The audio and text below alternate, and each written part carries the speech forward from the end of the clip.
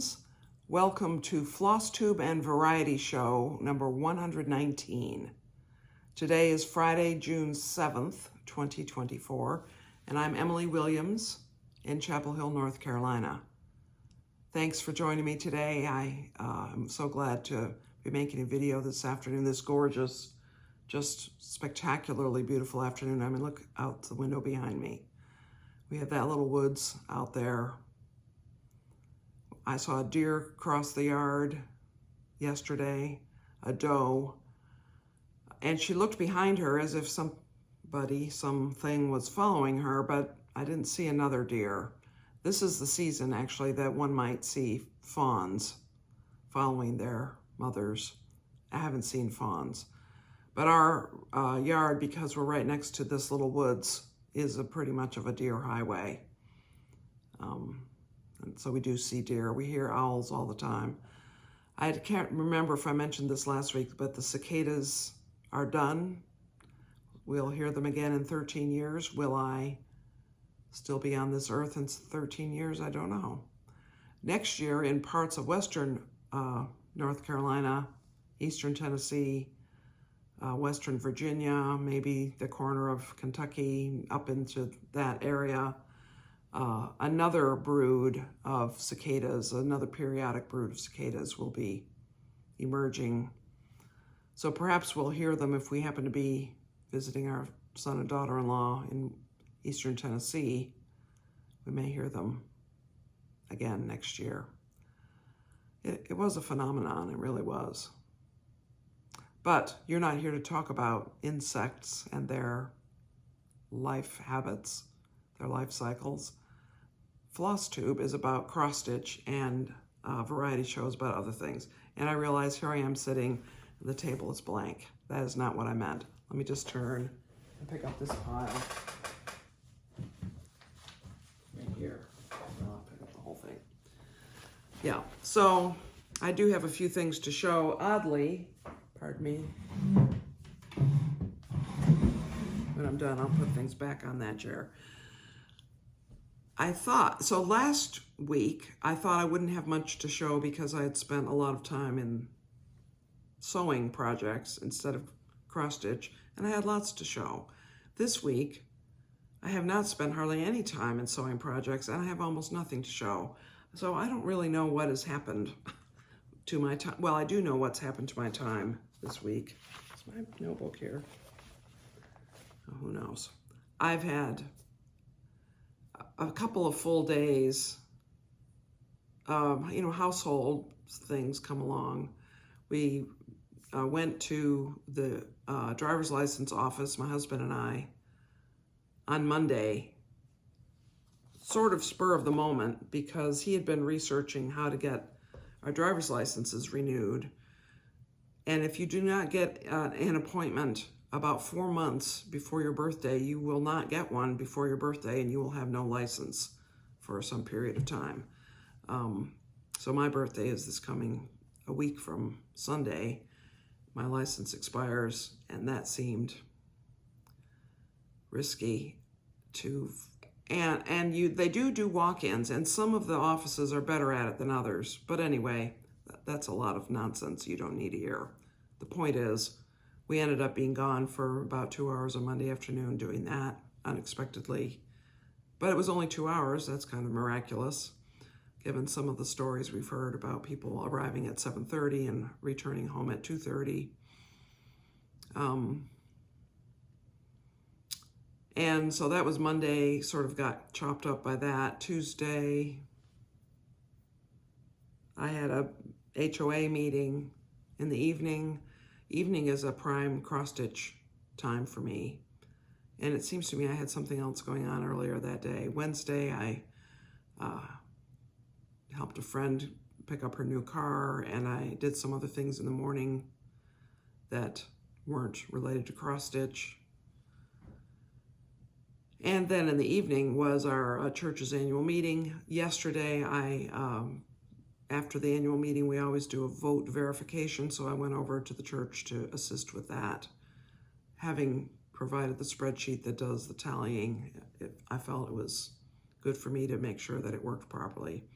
And And today's Friday. And so suddenly the week is gone. So, but it's not that I have nothing to show, but I don't have as much as you might think. And now that I've nattered on for 5 minutes, I'll start showing you. This is Flosstube, the Flosstube part. So I don't have a cover sheet to show, but this is that ABC cross-stitch tutorial project that Nicola Parkman is doing absolutely free on her YouTube channel. I highly recommend it. I highly recommend you watch it even if you don't actually do the stitching, because her teaching methods are just excellent. I have done almost nothing since last week, and I wouldn't have shown this at all, except I just wanted to remind you that this is going on and it's very worthwhile. So this is a little horizontally oriented sampler. It has a capital alphabet and some numbers and a small alphabet, and then a lot of specialty stitches. And the whole piece, including I think I'm allowing about 2 inches of margin, will take up about this much fabric. You know, it'll end around here. It's 15-ish inches by 4-ish, 3.5 inches. And I plan to just put a backing fabric on it and roll it up. I mean, if I happen to end up with a spool that's the right size, I could put it around a spool. But I'm really doing it for the pleasure of being instructed by Nicola Parkman. So that is the ABC project. Find out more about that on her YouTube channel. I also did a tiny bit more on Nancy Cook, but because it's in the same project bag, I thought I would just pull it out. Oh, I didn't even take it out of the hoop. My goodness. Well, I think I did 1 or 2 more letters, and I followed this dividing band a little farther. I'm almost to the halfway point of the vertical on that particular line. I was counting up the lines. 1, 2, 3, 4, 5, 6, 7, 8, 9, 10, 11, 12, 13, 14, 15, 16. So there's 16 lines here. And the idea is that we're to have finished this before we arrive at the weekend in October of 2025 in Swindon, England. So if I did 1 line a month, I would be keeping up. But of course I want to do it faster than that. And there's also the fact that it's to be made of 2 pieces of linen that you join together using a flat felled seam, which I've done on the sewing machine many times before. I've never done it by hand, so that will be interesting. Last weekend was Blackbird Designs weekend, stitch along weekend, the first weekend of the month. So I am working on Mighty Acorn out of this book, Winds of Autumn, and I can show you this. This is what it is. I felt like I spent a lot of time on this. I suppose you can tell. I finished the words. I put Mighty Acorn in there. Took this inner border, so this outer border has an inner border, that zigzag. I took that up farther on both sides. I took it up far enough so that I could begin that branch, and of course the acorns are there. And I would have done more. I had a little more time and I was into it, but I found I oddly didn't have one of the threads, which I thought I had bought all the threads needed for this. Actually, this isn't the called for fabric. This is Salt Bush, I think, by Fox and Rabbit, 18 count Ada. But I was missing Weeks Sage, so I had to go and order it, and of course, other things had to be ordered with it because you can't have, it's ridiculous to spend $3 for a skein of thread and $5 for shipping. So I got some other things, and they might be within reach, but maybe not. I also worked on Margaret Hutton a tiny bit, again, not that much, a few days of a little bit of stitching per day. This was the project from the workshop up in Cincinnati, the beginning of May. Nicola Parkman. Again, excellent instruction by Nicola Parkman. So I am almost down to the bottom on that. I was going to go to the bottom and turn the corner, but I think I have one more, one inner and one outer flower, and then I'm at the bottom. And the thing that's been a little paralyzing, interestingly, is because these are specialty stitches that I hadn't done before, or I had maybe done them but not possibly correctly, I have been eager to not do them wrong, to not just assume I remember. And so I wanted to have time to watch the little videos that are provided that Nicola did. And I've been paralyzed about the four-sided stitch, not how to do it per se, but how to make it tidy on the back. And the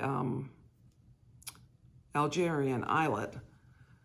So last night I just took my hat in my hands. What's that expression? I took the bull by the horns or whatever. And I watched the little video on the Algerian eyelet, and I did that C. And one of the points of this is that the back should be, I mean, some of these stitches can be reversible, and the eyelet is one that is supposed to be able to be reversible. Now you may see a thread crossing there, and that's my waist knot for that, the C and this illuminated alphabet. So I did that, and I carried the border down, and I felt good about doing the border because it's cross stitch. That's very familiar. I don't feel the need to, I don't feel the need for it to be super tidy, because now I will say in the ABC lectures or instructions, she does give ways to make cross stitch over 2 reversible. And one of them is that on the reverse, it will be the four-sided stitch, and on the other way, it's a cross stitch. Both sides are cross stitch. But I am not attempting that. That's not a goal. I am trying to do very careful and proper work on the eyelets and the four-sided stitch and the rice stitch in particular. And I just, as I've said before, I just love this little line here of double running back stitch, double back stitch, whatever it is. That is really, I love that, and I'm going to put that on a pillowcase. So I threatened, didn't I? I threatened to start Harriet Salt, Hands Across the Sea. This is a Bristol sampler, and I get talked a lot about visiting the George Mueller, and I did start it. I did 2 letters. That's a surprising amount of stitching. I counted up the lines in this too. There are a lot of lines, but I'm not in a rush to finish the sampler. I figure 2-3 years, there's no rush on this. I enjoyed doing those couple of letters. I think all of that large alphabet that starts it off is pretty great. I think it's all going to be quite interesting. There will be some counting challenges because she leaves space or makes room, has to leave space in order to make room for things that, for descenders that come down from the row above. I mean, some of these are just gorgeous alphabets. And I've done some of the bands, these bands down here, in other projects, notably the purple sampler. I put a few of those bands in that sampler. But it is started. So June 2024, I mean, you can take bets, and we'll see. We'll see how enthusiastically I keep going on that. That was just one day of stitching also. I felt like I could have carried on. I could have, I had considered, I think there's a centerfold of this, is there? Yes, just a little bigger. So I had considered starting those letters also, and then going down and starting several lines. But I think I'm gonna go all the way across. I think that's what I'm gonna do. I mean, we'll see. I might get tired of the curly Q type. I'm not gonna show you that again. the curlicue type stuff and not do it. Okay, a little bit of housekeeping and then a tiny amount of variety show and some other cross-stitch news. Can I reach? I cannot gracefully reach anything else, so this will probably be a short, on the short side. Sorry. Okay, housekeeping. I'm out of town next weekend. I am going to Seattle, my husband and I. My aunt lives in Edmonds, Washington, and her daughter, my cousin, lives along with her husband in Seattle, and my cousin's daughter, my cousin, lives in Seattle. And so we're going to go out and have family visits. My aunt is, I've talked about her before. I'm going to talk about her again right now and probably after we visited her. She is 96. She is one of the most remarkable women that I know. Up until maybe the past year or maybe 6 months, she has been entirely mentally sharp. She's been interested outside of her own little world. She has been a voice of encouragement, a voice of enthusiasm. You know, Victor Borge read, as famous, the musician-comedian is famous for reading a letter where he makes the sounds of all of the punctuation marks, and he does something like this for exclamation points. And it used to be that every email and every handwritten note in almost inscrutable handwriting that we would receive from my aunt would have numerous exclamation points all the time.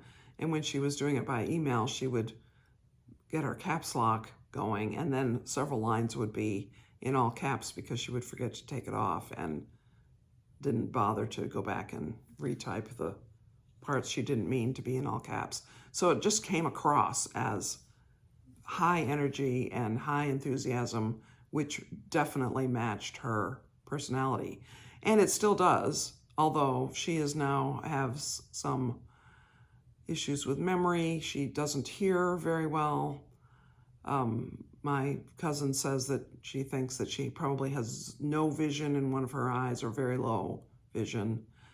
So, you know, when you're 96 and your world is closing in, she talks about the fact that she's much more isolated now, that as you get older, you get more isolated. And so therefore her advice is take advantage of the years when you are not isolated to be out in the world, to be active, to be doing things, to be with people, which she certainly has exemplified. But one of my most frequent contacts with her is that she will call me on the phone and say, with almost no preamble, I'm having trouble with my computer. And so wherever I am, so if I'm not home and I suspect that this is not just a chatty call, then I don't even answer, because it's frustrating to her and to me for me to probably not be able to help her. But if I'm at home, I can sit down in front of my laptop, which I know pretty well what kinds of programs she's trying to run and what they look like, and I can help her. And sometimes it's very simple. She'll say, I can't pull up my inbox shows emails that are years old, and I don't know where my current emails are. My son sent me an email this morning, and I can't find it. And so, you know, you click over on the date column header, and it magically reverses the order so that the most recent thing is on top, which she somehow accidentally clicked it to be the other way. And I, Emily, have worked a miracle. I am just so smart, and it's so amazing, all the things that I can do. And, you know, it's very gratifying to help somebody who is that appreciative and just thinks she hung the moon. And so every now and then I sort of wish that she would have a computer problem so that I could have that boost of enthusiasm poured my way from my aunt. Now, she is my mother's sister. My mother died in 1999, And it's interesting the difference in their personalities, because my mother was a very, very smart person, very smart.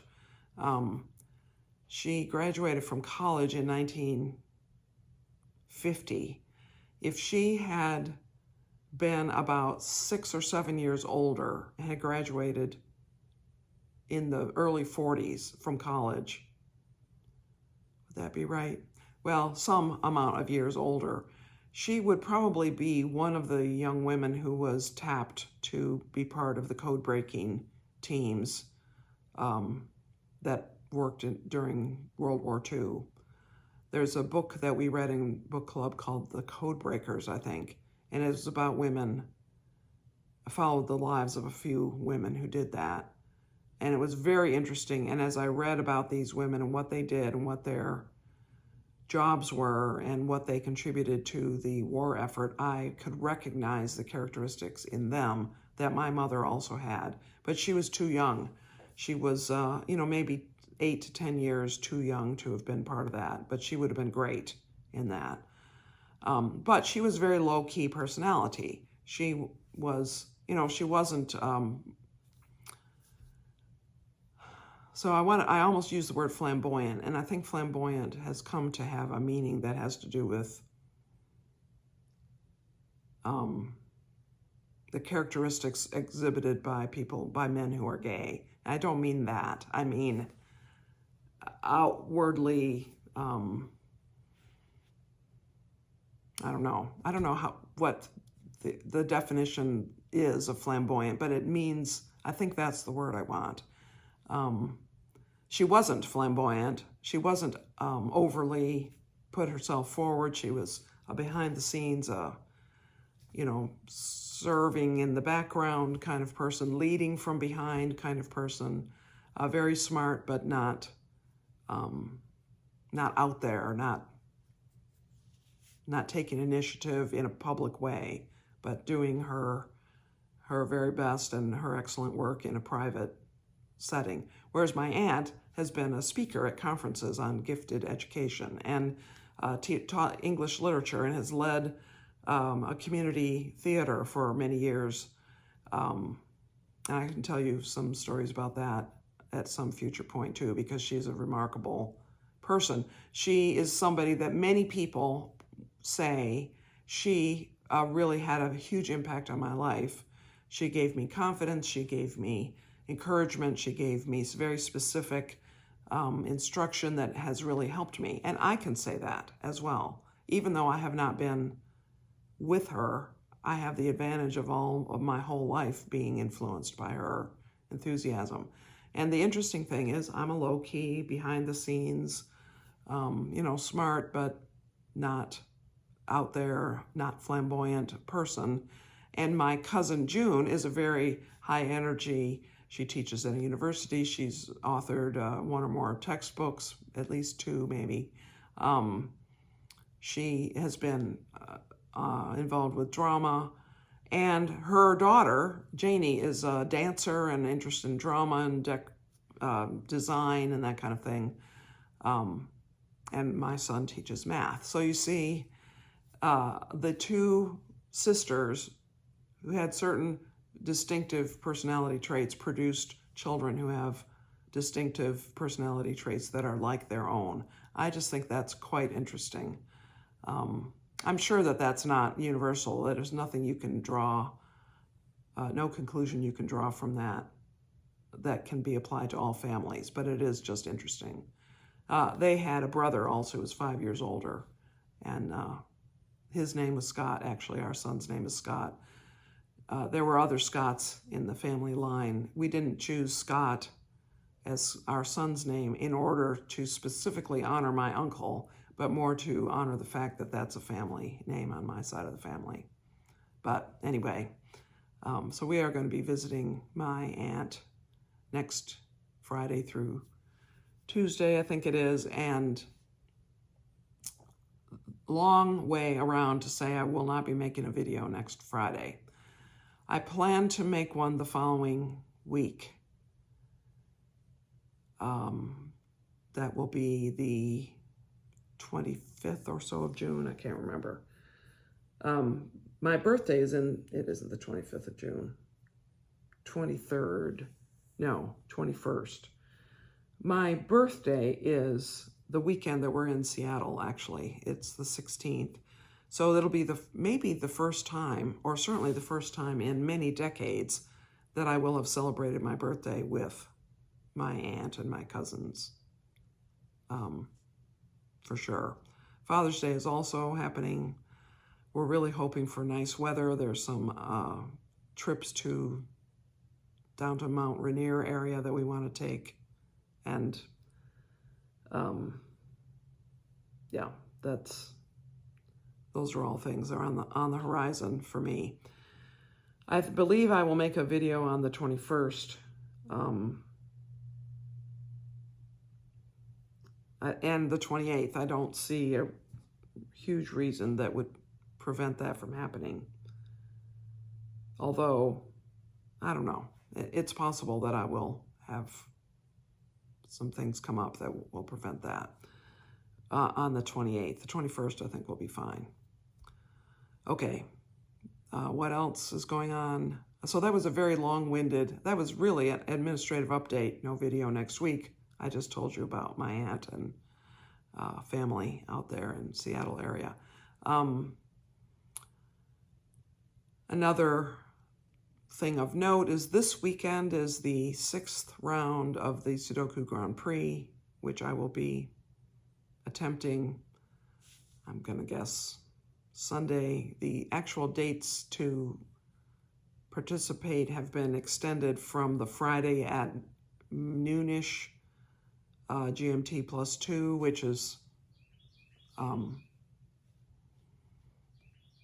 maybe Turkey, somewhere in Eastern Europe,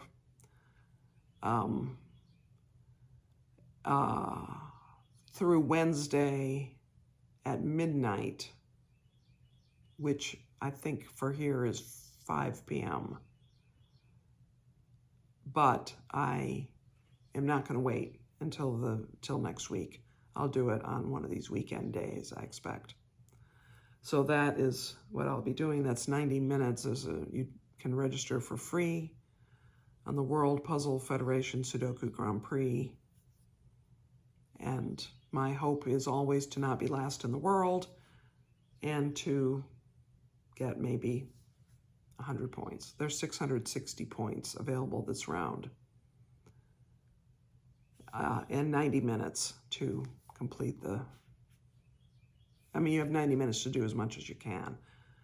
The very best solvers in the world, the top 10 or 15 of them will finish within the 90 minutes and get a time bonus. And I just think it's astonishing how fast they go. And to do the 13 or 14, I think there are 13 puzzles this month, to do all 13 puzzles in, let's say, 65 minutes and have 25 minutes of bonus, which is possible. That our current world champion, Tan Tan Dai, who's from China, lives in the U.S. It's possible that she will achieve that. That means that she's doing, about 4.5 minutes per puzzle. Unbelievable. I mean, you can practically not write the digits in 4 minutes. Well, that's truly an exaggeration. I don't know.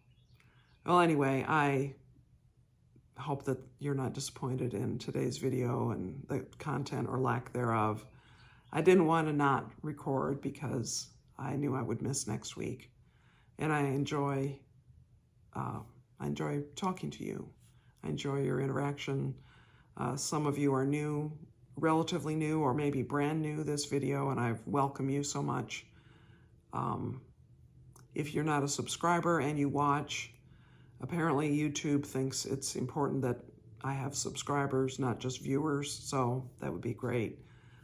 But I don't really know. I mean, I am not in this for the glory of whatever YouTube offers. I am in it because it's fun for me. So you don't need to subscribe if you don't want to. If I happen to ever be off schedule and making a video, though, if you've subscribed and click that little bell, you'll get a notification when a video of mine goes up. At least so they say. I think that's true. I do have the bell clicked for some of my favorite channels, and I do seem to get a notice about it. So I guess that probably works. I don't know. Anyway, thanks so much for viewing this video today, for joining me. And I hope that you have a great weekend and week ahead and following weekend of cross stitch. By the way, don't forget, not this weekend, but next weekend, the third weekend of the month, is Nativity Sal, Nativity, Christmas themed. Doesn't have to be religious just because it's called Nativity. Christmas themed stitching on the third weekend of every month. It's amazing how much progress you can make on Christmas stitching by just giving it a couple of days a month. Okay, that's it, really. Thanks for joining me. Many blessings, friends.